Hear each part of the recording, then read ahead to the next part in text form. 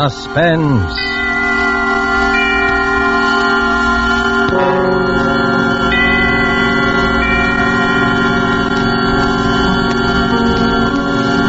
This is the Man in Black, here to introduce Columbia's program, Suspense. In Hollywood this evening, our two distinguished stars are the lovely actress Margot and the polished young actor from Holland, Mr. Philip Dorn. A story by John Dixon Carr dealing with strange, very strange happenings aboard an ocean liner and called Cabin B-13 is tonight's tale of Suspense.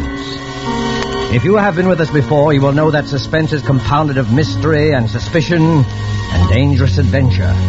In this series are tales calculated to intrigue you, to stir your nerves, to offer you a precarious situation and then withhold the solution until the last possible moment. And so with Cabin B-13 and with the performances of Margot as Ann Brewster and Philip Dorn as Dr. Karl Heinrich, we again hope to keep you in suspense.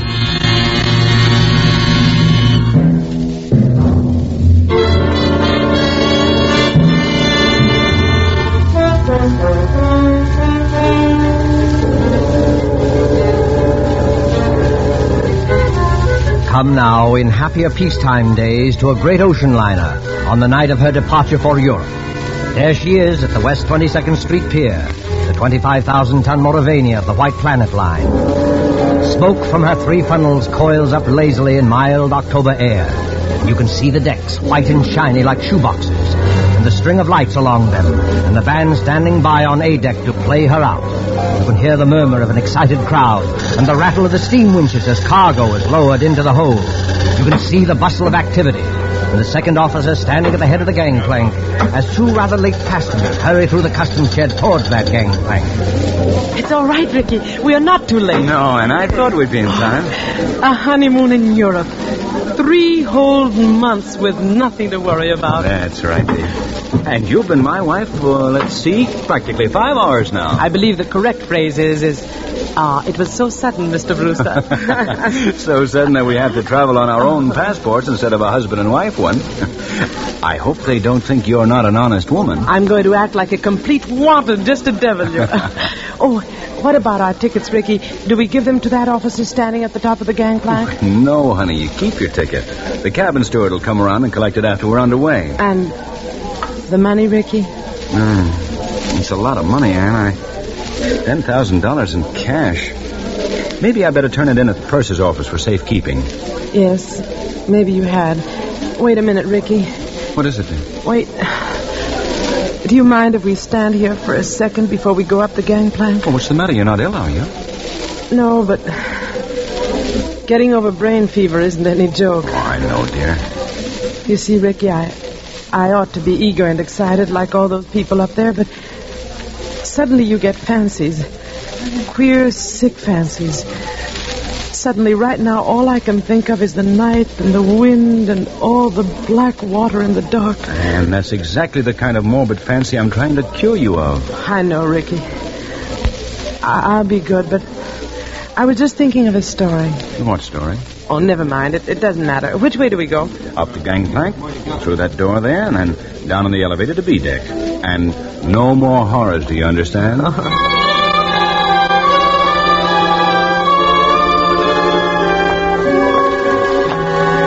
Here we are, Ann.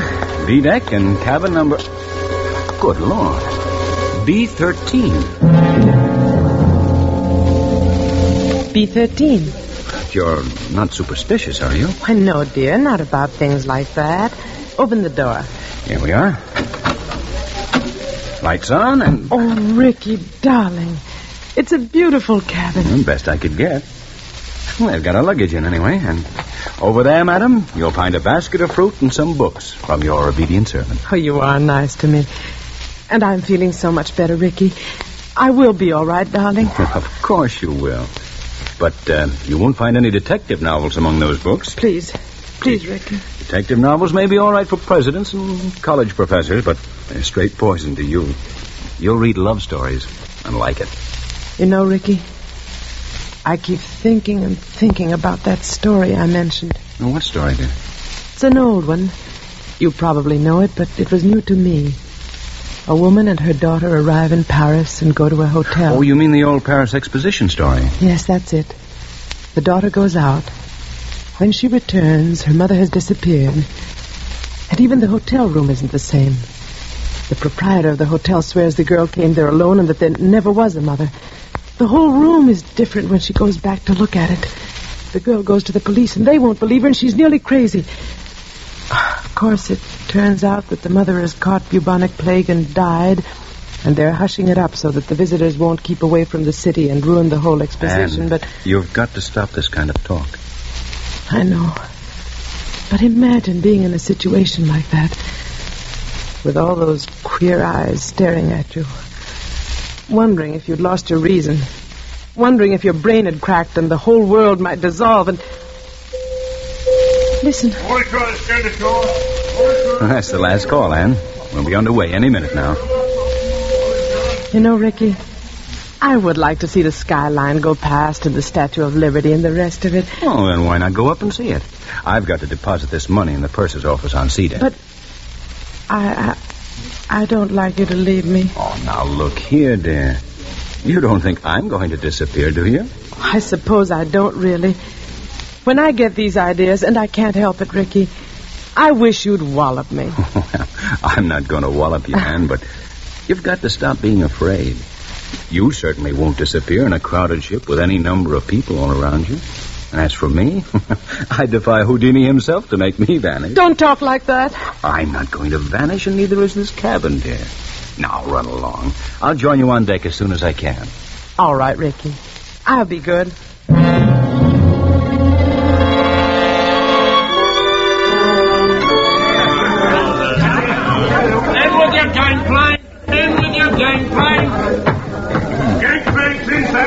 Close the rails. Stand by. Eager people, excited people, happy people, all crowding up to the rail to wave goodbye.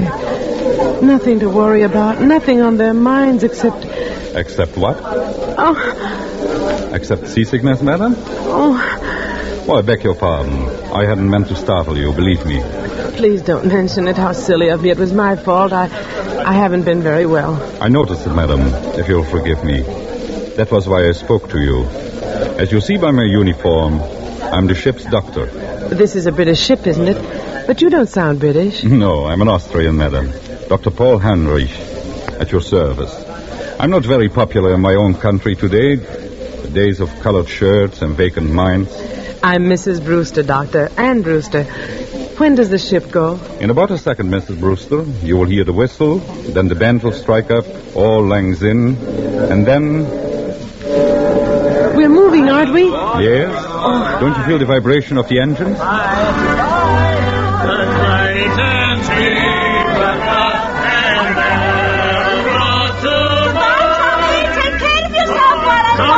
I'll see you at Christmas. Whoa! The key to the car is in the living room table drawer. If you go out with any problems, tell me. I'll kill you when they get back. Yes, dear, of course I'll behave myself in Paris. Say, what time does the bar open aboard this time,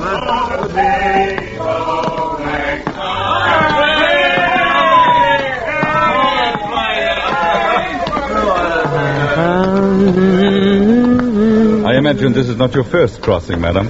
Oh, I'm afraid it is, Dr. Heinrich. My husband's crossed many times, he tells me, but not on this ship. Well, then I hope you're a good sailor. Why, Dr. Heinrich? Well, because we'll run into some very dirty weather once we are out at sea. October is a very bad month for traveling. Well, if I do get seasick, Doctor, I'll rush straight to you, and I'll expect to be cured. Let me tell you a secret, madam. There are two common ailments for which medical science has no cure. One is ordinary seasickness, and the other is hangover. Tomorrow morning I shall be dealing with both. And enjoying it? Oh, no. Sympathizing with it. That's all I can do. How do you like the Mauravania? Oh, it's a magnificent ship from what I've seen of it. And you know they've given us a very nice cabin down on B deck, B-13. What's the matter? Why are you looking at me like that? I beg your pardon. Did you say B-13? Yes. Why not? You're quite sure of that, madam? Why, yes, of course I'm sure of it. I saw the number on the door. Why not? Well, because Go on, Dr. Heinrich. Because there's no such cabin aboard a ship. I'm not joking, Mrs. Brewster. You see, some people are superstitious. Many ships, like this one, omit number 13 on each deck. You must have been mistaken. What are you trying to tell me? Do you think I saw something that wasn't there? No, Mrs. Brewster, not at all. Then come along with me. I'll show you. I'll prove to you that there is a number 13. Will you come along? Yes, Mrs. Brewster. I think perhaps I had better escort you.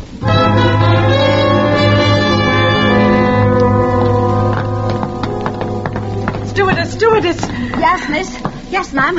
Come in straight away. Tell me, stewardess, this is B-deck, isn't it? B-deck, ma'am? Oh, yes, ma'am. No doubt about that. Dr. Heinrich and I have been all over this part of the ship looking for cabin number 13, but we don't... I've been trying to convince this lady stewardess that there's no such cabin number 13 on this ship. Why, there sure to heaven isn't, ma'am. And never has been. I've served aboard the Mauravania a matter of 8 years, and I ought to know. But I tell you, I saw it. I was in there. It was a big cabin with a private bathroom attached. The walls were paneled in light oak, and the furniture was rosewood and yellow satin, and the portholes were like real windows. No, that's not much good, ma'am. No, I'm afraid not. Most of the cabins hereabouts look like that. May I ask you, what name was the cabin booked in? Brewster, naturally. Mr. and Mrs. Richard E. Brewster. Here, let's have a look on my list. No, there's no Brewster here, ma'am. I tell you, I was in there. They even delivered the luggage. I saw it. Excuse me, ma'am, but I had a look-see in all the cabins I'm in charge of, just to see if the passengers wanted anything. And I don't remember any luggage with a Brewster label on it. Wait a minute. There may be a partial explanation of this. You see, that's better, Mrs. Brewster. I was hoping you might find one. Ricky, that's my husband. Ricky and I have only been married a very short time, and when my maid printed the baggage labels, she must have made them out in my maiden name. I never noticed at the time. Oh, what name might that be, ma'am? Thornton. Anne-Marie Thornton. Oh, Lord, miss. Now, why couldn't you have said that before? I remember it well. 2 silk cases and a little trunk. They're in B-16 now. Where's B-16? Right behind you, miss. You're standing practically in front of the door. Oh, thank goodness. Oh, yes, but, what about my husband's luggage? There's no gentleman's luggage in that cabin, miss. Your husband's or any other gentleman's, if you know what I mean. I won't stand for this. Where's Ricky? What have you done with Ricky? Please, Mrs. Brewster. There's one easy way to settle this. Settle it? How? Just look down the corridor. You notice the man coming towards us? The man with the 2 gold stripes around his sleeve? Well? That's Mr. Marshall, our second officer. Did you ever see him before? Yes. Yes, of course I have. He was standing at the top of the gangplank when Rick and I got aboard. Exactly. So he might be able to tell us something. Oh. Mr. Marshall? Mr. Marshall? Yes, Doctor, what's up? Would you mind coming here for a moment? Well, not at all, old boy. Always glad to oblige a chap who may have to cut me up at any moment, eh? What may I do for you? Take a good look at this young lady. And tell me, have you seen her before? Seen her before? Well, my dear chap, if I had overlooked, the young lady will pardon me, I know, a passenger as charming as this lady is, I would be less of the gentleman than I fancy myself, eh? You saw her coming aboard tonight? Oh, yes, certainly. And, of course, you saw the gentleman who was with her. The gentleman who was with her? Yes. Oh, but there was nobody with her, old boy. You're quite certain of that, Mr. Marshall? Oh, my dear doctor, she was the last of them to come aboard. I'll take my Bible oath there was no other passenger with her, or ahead of her, or behind her if it comes to that. You're lying to me. Please, Mrs. Brewster, lower your voice. I know what it is. It's the old Paris trick, like in the story. But you won't get away with it, you hear? Now, look here, madam. I'll go to the purser, I'll go to the captain. Oh, dear Father in heaven, won't anybody believe me?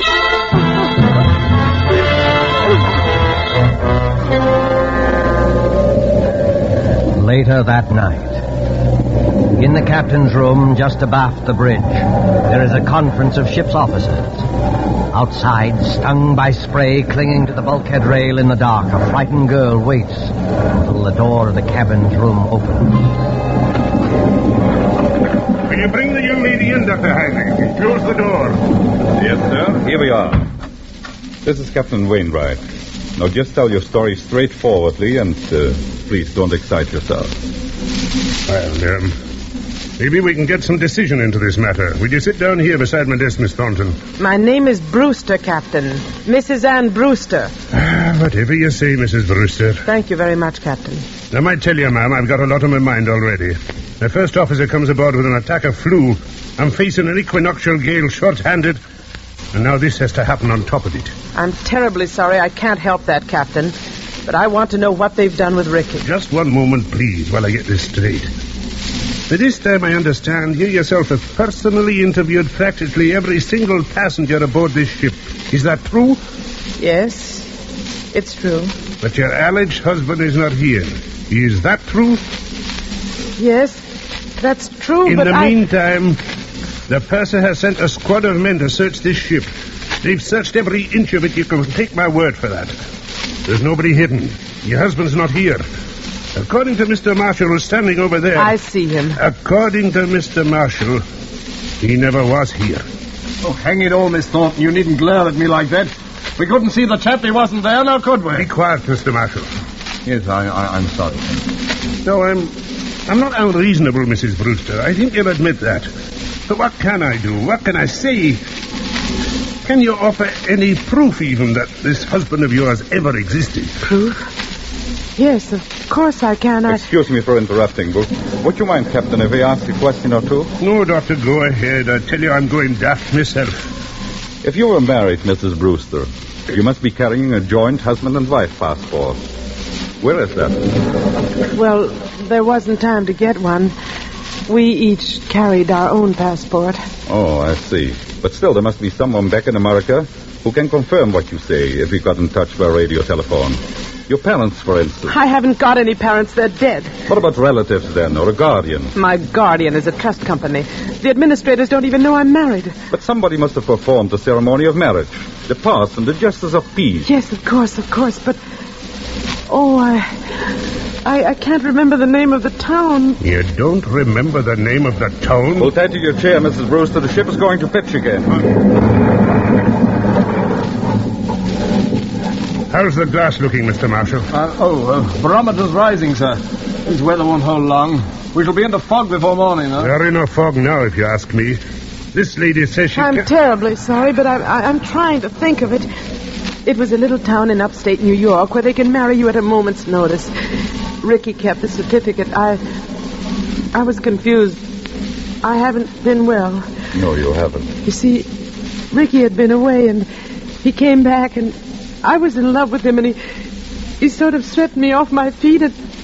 Oh, what's the use? Not much use, apparently. If you'll take my advice, ma'am, you'll go below to your cabin and get some sleep. I'll send the doctor down to mix you a sedative. You think I'm crazy, don't you? I think you're a little overwrought, ma'am. What I can't understand is why. Why should you want to do this? It can't be the bubonic plague this time. Bubonic plague, ma'am? Who said anything about the bubonic plague? Never mind. But I'll show you. You're all against me, except maybe the doctor. But I'll show you. I'll prove it to you. I am going downstairs, and I don't want anybody to follow me. Good night. Good night, all of you. Well, I'm glad that's over. Look here, Mr. Marshall. Huh? You think it's quite safe to trust her out there alone? Well, I don't know, sir. She's mad as a hatter, if you ask me. You think she might do something foolish? Well, I think she might chuck herself overboard if we're not careful. What's your opinion, Doctor? I can give you my opinion, gentlemen, in a very few words. That girl is as sane as you are. What's that? Wait and hear what I have to say. I shared your own belief at first, but I've been talking to her all evening. I've heard the whole story, and there's not a psychopathic trait in her nature. She firmly believes in this husband. Yes, Doctor. A lot of people firmly believe they're Napoleon, but they get tossed into loony bins, that's the same. This matter is not a joke, Mr. Marshall. I tell you, this man exists. Or did exist. What do you mean, Doctor? I suppose he has been murdered. Perhaps he has been murdered and thrown overboard. Murdered? Thrown overboard? If you remember, Richard Brewster was carrying a very large sum of money in cash. His wife's wedding gifts. Practically all her inheritance. He meant to go to the purser's office, but he never got there. That money might have been a great temptation. To whom?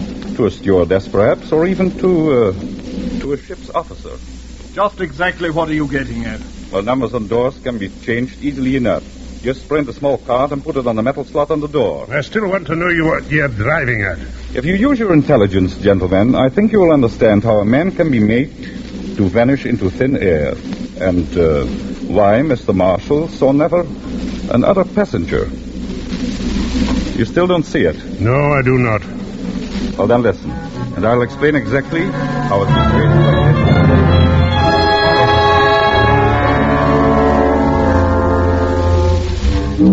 4 o'clock in the morning.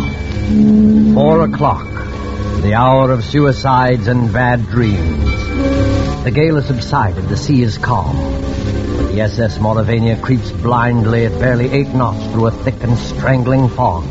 The whole ship is dark and sealed up in sleep. There's no sound in all that mournful dimness, except when the foghorn cries out a warning overhead. Even cabin B-13 is dark. And Brewster, still fully dressed, lies restlessly across one of the berths, her head almost touching the intercabin telephone. What was... Oh, I thought I heard... Telephone. Yes? Hello? It's me, Ann. Take it easy now. Ricky! Ricky, where are you? Quiet. Keep your voice down. Where are you, Ricky? What happened to you? Are you hurt? No, I'm not hurt, but he nearly got me. Who nearly got you? Listen, dear. I can't explain over the phone, and I don't dare go down there. Can you meet me up on deck? Yes, of course. Where? Do you know the boat deck? Boat deck? Which one is that? The top deck, where all the lifeboats are slung. Oh, yes, I know it. Well, go to the starboard side. Yes? That's the right-hand side, facing forward. Find the 4th lifeboat from the aft companionway. Yes. There's a thick fog, and nobody will see us. Ricky. What is it? Ricky! He's gone. He's gone. Excuse me, miss, but I thought I heard somebody talking in here. Stewardess, what are you doing up at this time of the night? If I might ask, miss, what are you doing up and dressed? Oh, you ought to get some sleep, miss. You really ought. It might interest you to know, stewardess, that I've just been talking to my husband. Now, look here, miss. Don't start that all over again. Please don't start that all over again. You all pretended to think I was mad, didn't you? And you nearly drove me mad. Ricky's beaten the whole crowd of you, and I'm going out on deck to meet him now. Out on deck, miss. That's what I said. Where's my coat? Don't go out there, miss. Not in the state of mind you're in. And the fog's so thick, you can't hardly see your hand in front of your face. Stand away from the door, please. Suppose, miss, I didn't want to let you go out there. I don't think that would matter much. You've probably heard that mad people have 10 times ordinary strength, and I'm stronger than you anyway. Miss, I'm a-begging you. Stand away from that door.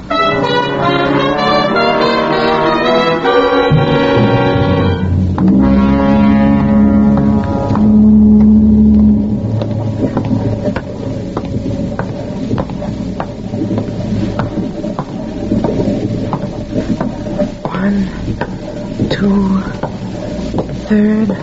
Anne, is that you? Yes. Ricky. Ricky, darling, where are you? Here, duck your head under the lifeboat. You take my hand. But isn't it horribly dangerous out there on the edge? There's no railing along the side of the ship. Don't worry, Anne. I won't let you fall. Look out! Oh, went overboard here. We're well aft near the propellers. The suction would carry into the propeller blades and... Listen. I can't hear anything except the foghorn. Yeah, but I can. There's somebody walking along the deck. And I can see a flashlight moving in the fog. You're quite right, my friend. You can see a flashlight moving in the fog. Dr. Heinrich, what are you doing here? At the moment, young lady, I'm covering both of you with a revolver. Please don't move. So, you were in the conspiracy, Dr. Heinrich. May I ask you what conspiracy? The whole ship's conspiracy to say Richard Brewster didn't exist. My dear young lady, you can set your mind at rest. There never was any ship's conspiracy against you. The people you spoke to were perfectly honest. Including Mr. Marshall, I suppose. Yes, including Mr. Marshall. Man, what is this all Stand back there. I suppose he was telling the truth when he said nobody came up the gangplank before or after me. I beg your pardon. That was not what he said. He said no passenger came up the gangplank at this time. Well, what's the difference? A great crime is arranged for tonight, young lady. No less a crime than murder. Murder? Who's going to be murdered? You are. What? That, I repeat, is a scheme. But there is no conspiracy and only one criminal. Oh. And who is the criminal? The criminal is the man standing beside you. Your so-called husband. Ricky? Oh, you don't know what you're saying. I think I do. Marshall, of course, did see someone walk up the gangplank, loitering behind you. But he never dreamt of associating the person in any way with you.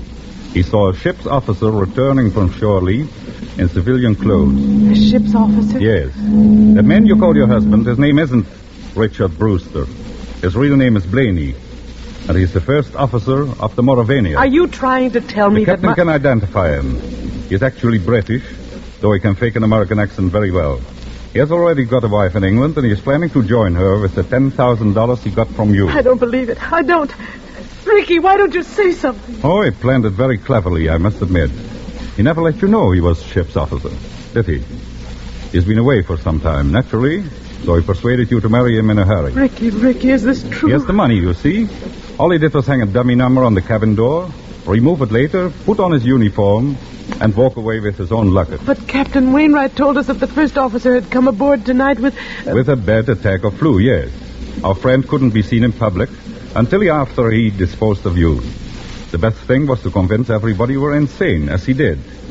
Then, when you went overboard tonight... They would all believe it was suicide. Exactly.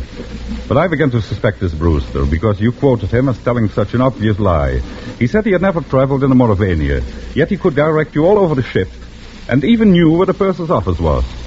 So I went to his cabin, found it empty, searched, and found your $10,000. Look out! Put it down, you fool! Put it down! Oh! He's overboard! You shot him! You shot him! Those shots, my dear, never touched him. Never touched him? No. The weight of the iron carried him over backwards when he lifted it. It was the weight he was going to use to sink your body. Ricky! The propellers! The ship's propellers! Yes, they suck you under. Oh, Doctor. Doctor, I can't stand it. It won't be easy, my dear. It won't be easy, I know, but believe me, this way is better.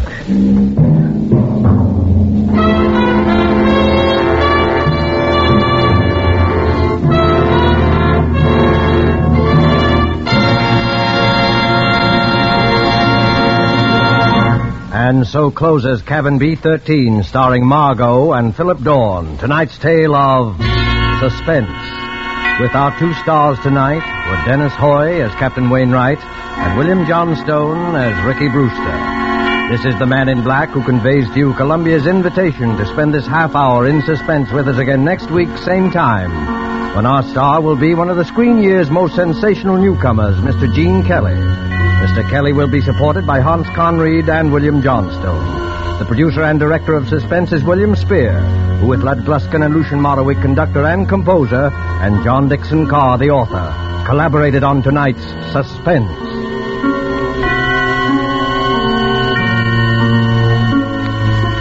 Suspense fans, please note that these programs will shortly move to different days of the week. Suspense will come to listeners in Eastern and Central time zones on Thursdays, beginning December the 2nd, and to Mountain and Pacific time zone listeners on Monday, beginning December the 6th. Remember, Thursday, beginning December the 2nd in Eastern and Central time zone, and Mondays, beginning December the 6th in the Pacific and Mountain time zones for Suspense. This is CBS, the Columbia Broadcasting System.